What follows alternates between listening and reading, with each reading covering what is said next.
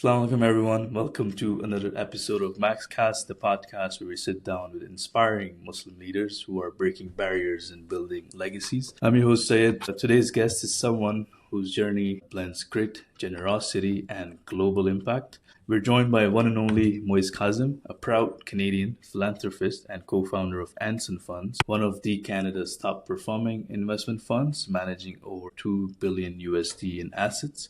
But beyond numbers, Moez is also known for his love of food, goes by Munching Moez, deep community roots, and meaningful investments in causes like Sick Kids, TMU New Medical School, and Canadian Olympic Foundation with his wife Marissa, and Moez Equity Fund. From Bayview Glen to being one of the Canada's top influential entrepreneurs, Moez's journey is one to be inspired by. Moez, welcome to MAXCast. How are you doing today? I'm well. Thank you, Syed, for having me. I'm very excited to be here. No, thank you. It's truly an honor for us to have you. You've been helping our community so much. And when I met you at CEO panel, I just wanted to take a chance, have you on the podcast so we can inspire other folks in our community. So thank you for that. I want to start off with taking you back early days, young Moez. Let's go back to very beginning. What was it truly like to navigate your early years growing up in Toronto,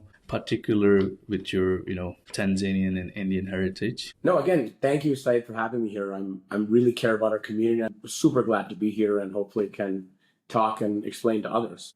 Your question, taking it back to the early days, I want to take it a step back even further. You really got to understand my history. My mother is from India. My father was from Tanzania, from East Africa.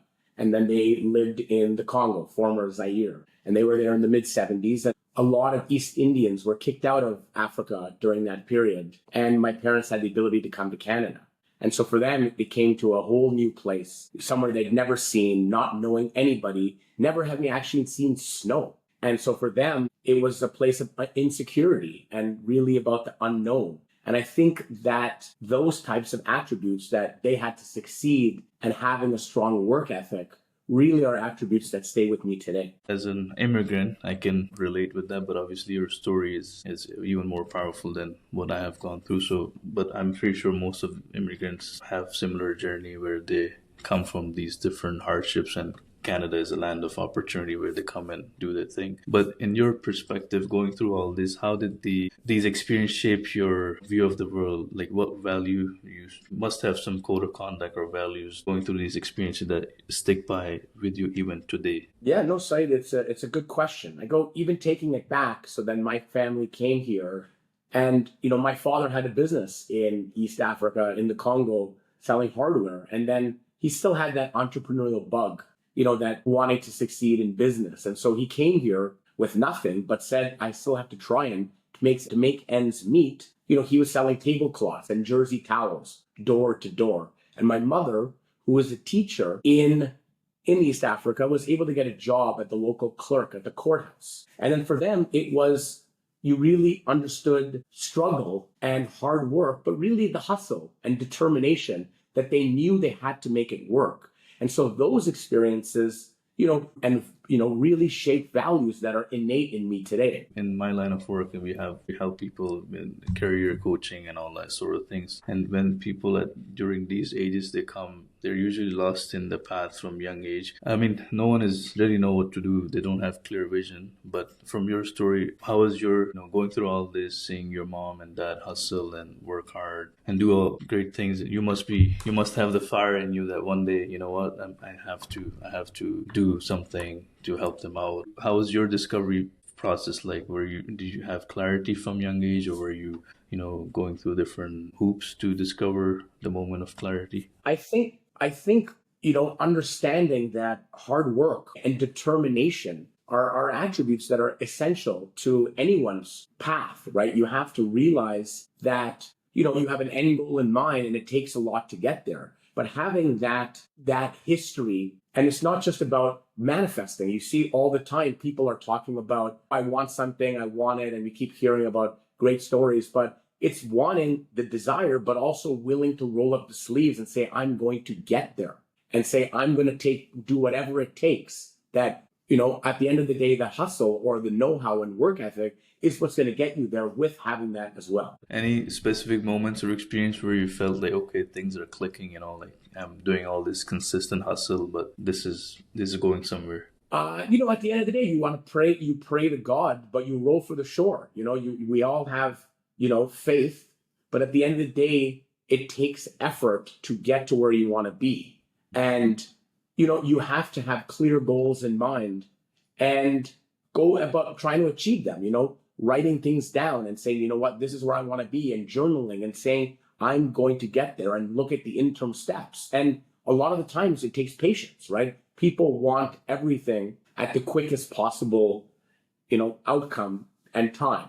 But the truth is, you have to have clear goals and realize that things happen over time with a layering effect, and be happy as long as the process and the journey is taking you forward. And just as long as you have that clear goal working towards it. Great.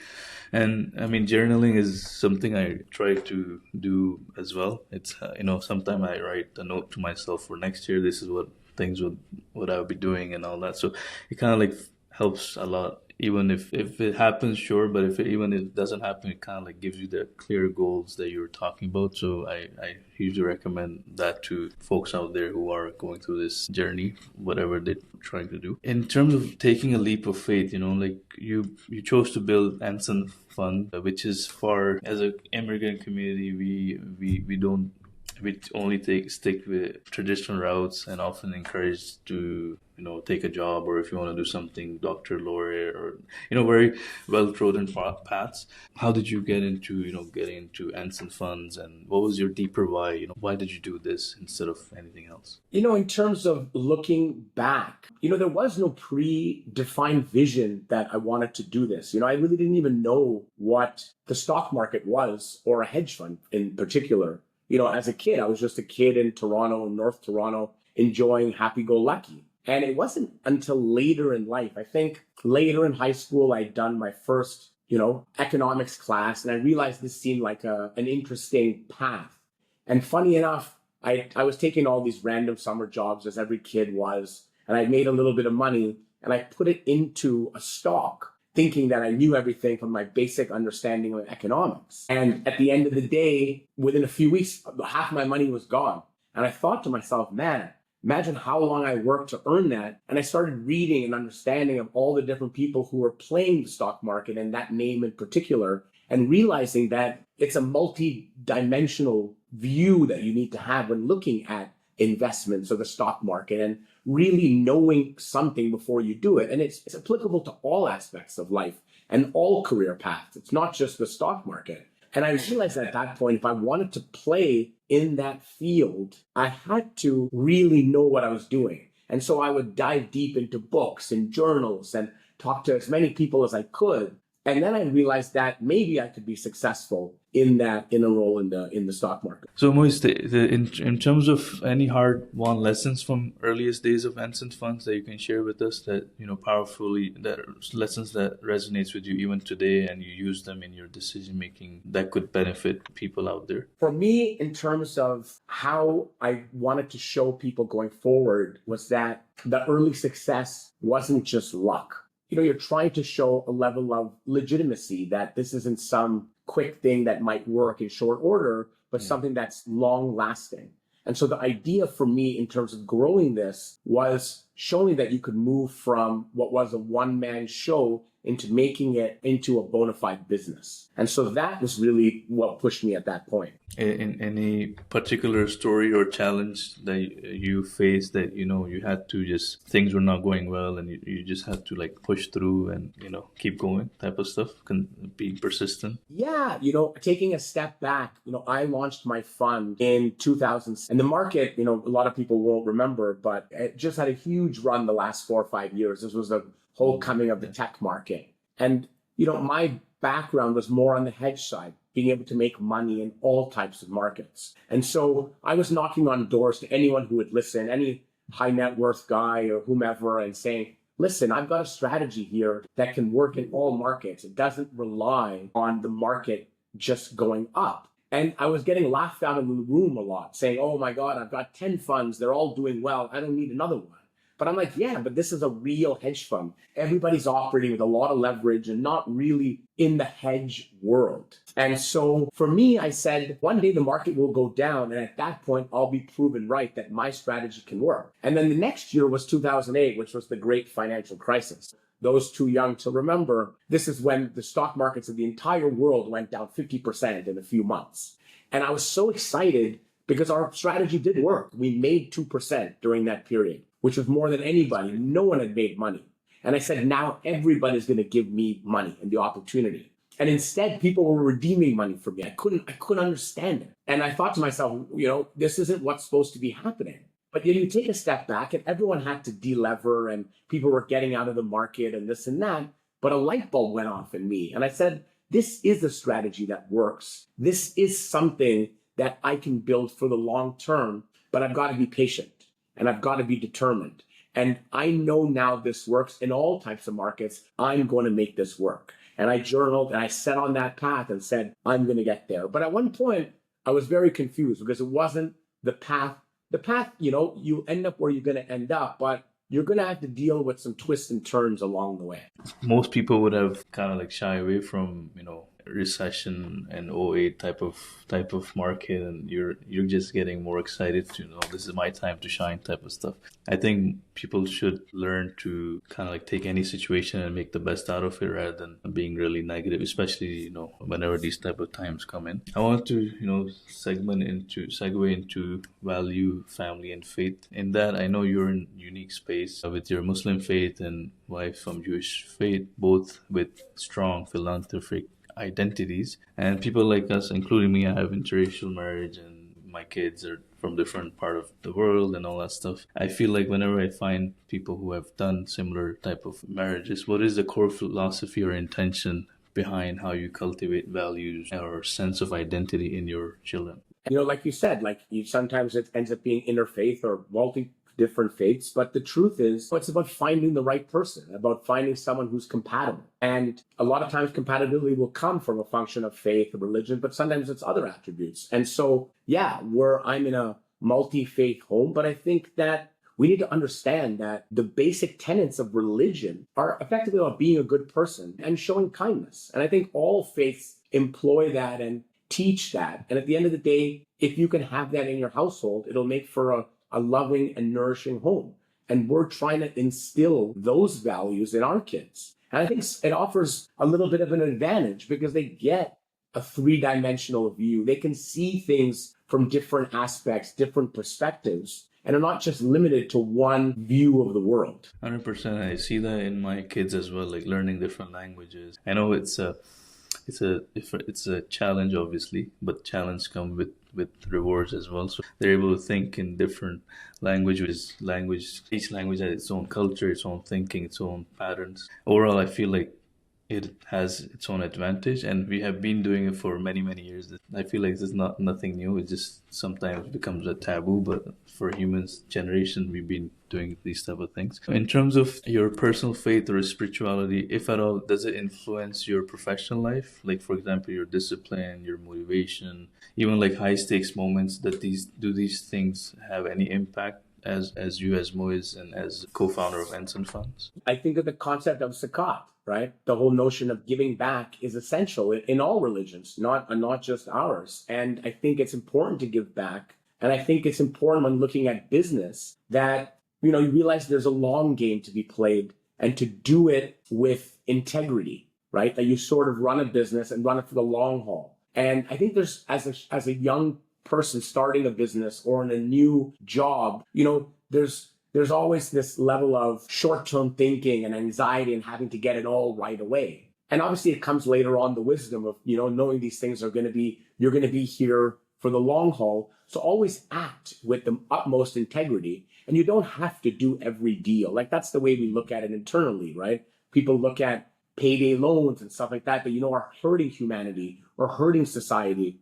There might be an opportunity to make a few dollars, but for what purpose in the end of the day? The other side of you, munching Moez, big time foodie, involved in restaurant scene. I have been to Chef Hall myself as well. My wife been there, so kudos to you and to launching that. But beyond business, what is the deeper connection between you and food, and perhaps is it stemming from your upbringing in any sort? Yeah, for me, food is the tie that binds. I remember growing up and you smell your mom's cooking or the fresh roti and the sahad and pulling things together. Like this is life in all cultures, in all religions, in all areas of the world. I love how food can bring a family together, how it can bring friends together, how it can bring a community together. The beauty of food is it's a world of romance on its own. And breaking bread at the end of the day allows us to connect. Whether it be our family, our friends, guys we're working with, it's an ability to really share a nice moment together and find common ground. I'm from subcontinent. When back in the days they used to have still they do maybe in some areas where they have just free food. It's people just showing up, eating, connecting with each other. So it kind of builds a bond type of stuff. So I 100% agree to that.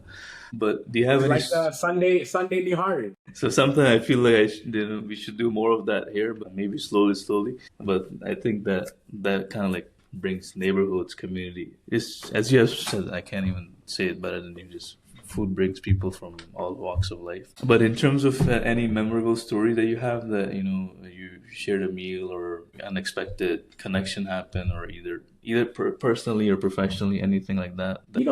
Just thinking out loud in terms of a food experience. I worked at a catering company, and it's funny. I remember, it's a lot of work, and there's fancy people on the other side who are throwing, whether it be a reception or a wedding or whatever it may be. And, it's a lot of going back and forth and everyone trying to get everything together. And you're looking at the other side of one day I'd love to be that guy in the reception, or I'd be that people enjoying the reception. But there's also the sense of community on this side, us all working together to put this all where it's the same aspect, just looking at it in a different lens. That's why you look at the Downton Abbey, the show that came out, same story from two different lenses, right? People who are working and the people who are serving and the people who are there.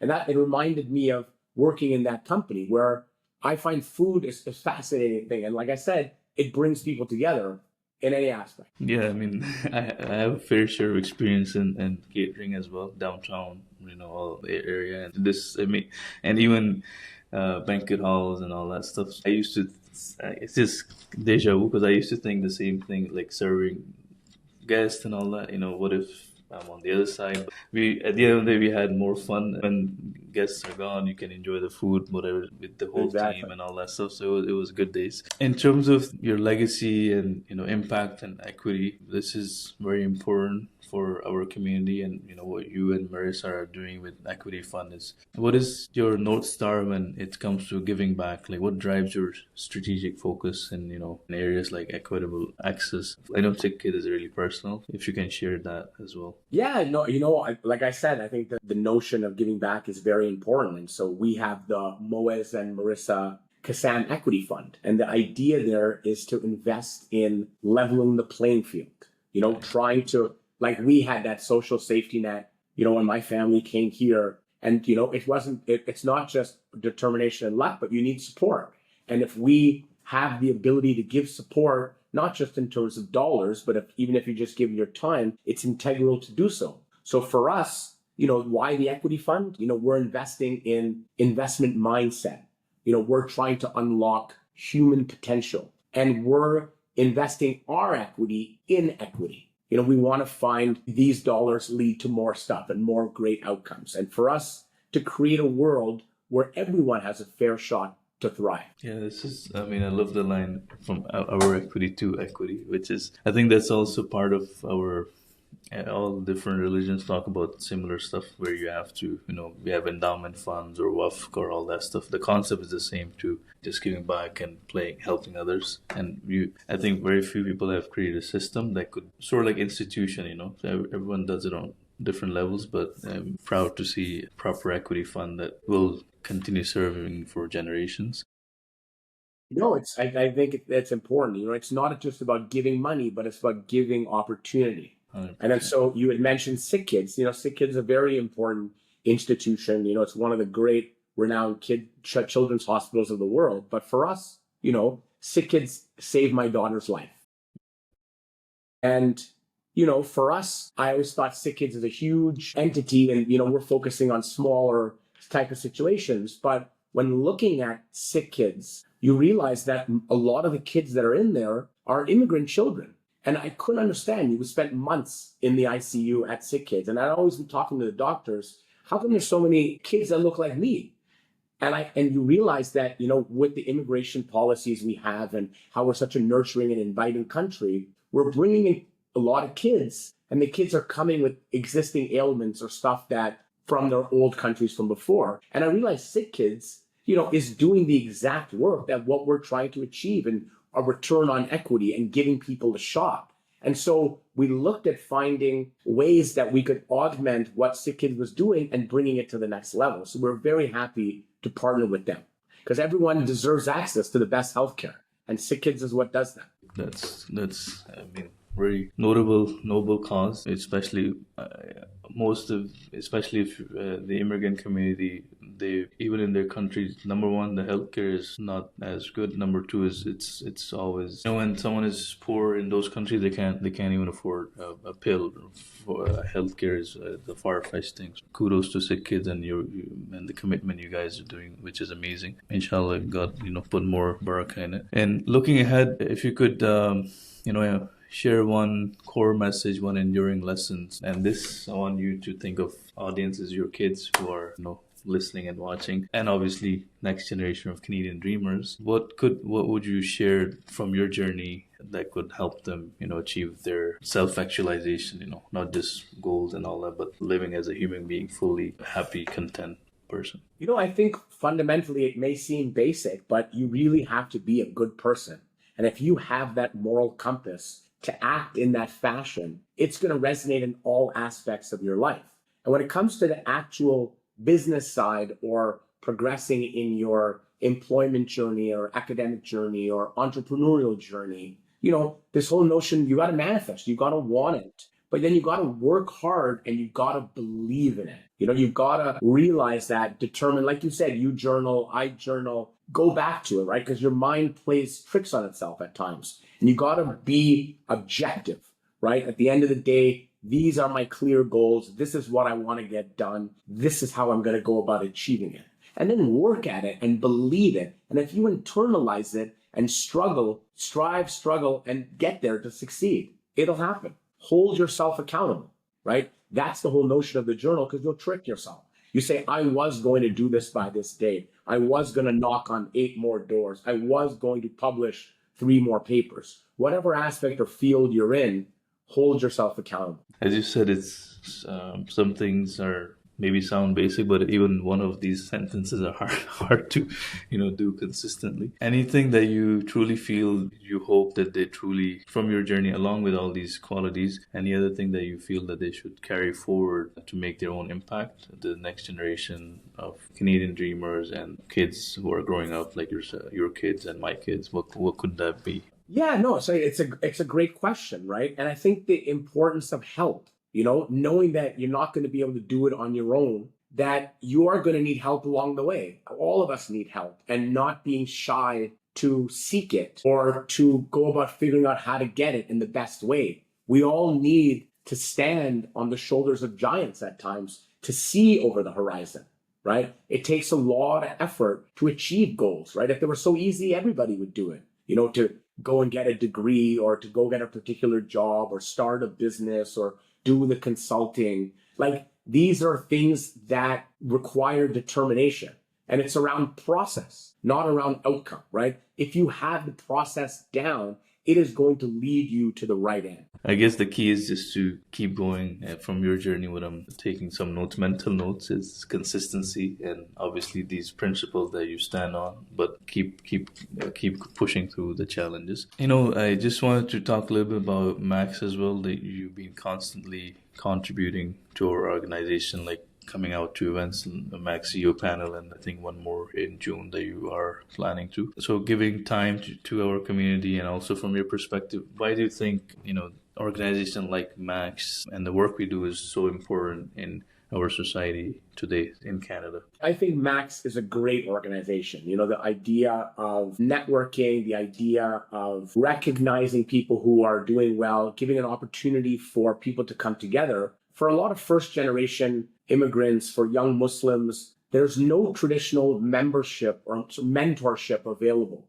It's not easy to figure out, good paths or who to talk to or those shoulders that you're able to stand on. And I think Max provides that bridge. It's like all the good work you're doing. Like you're telling me, you're involved in so many of these things on Max. You're doing an incredible job. It's guys like you who are taking this organization and organizations like it to the next level.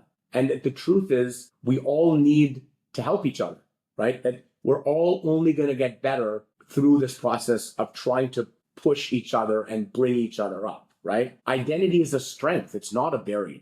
And we have to be happy about it and foster a sense of connection and a notion that belonging, like bringing us together. And I think Max does a great job in that.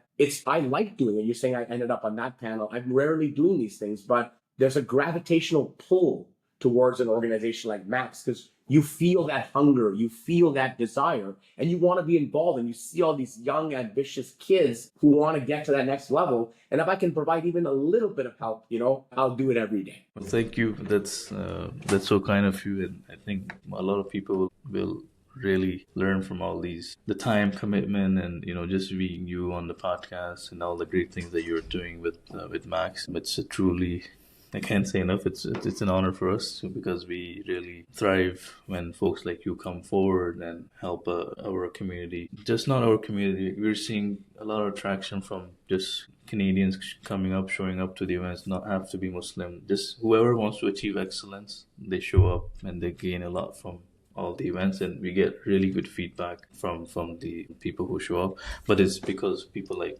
you who come and guide them. So just want to say thank you one more time. Well, that's the end of it, Moez. Thank you again for your time, and hopefully if people enjoy this show and you have time on your hand again, we would love to chat again. And for the listeners, thank you for tuning in. Please leave a comment, any question you would like to ask Moez or myself, or just general comment on feedback, please do so. And looking forward to the next episode. Thank you. And it's been a pleasure and an honor to do this with you, Syed. Thank you for having me.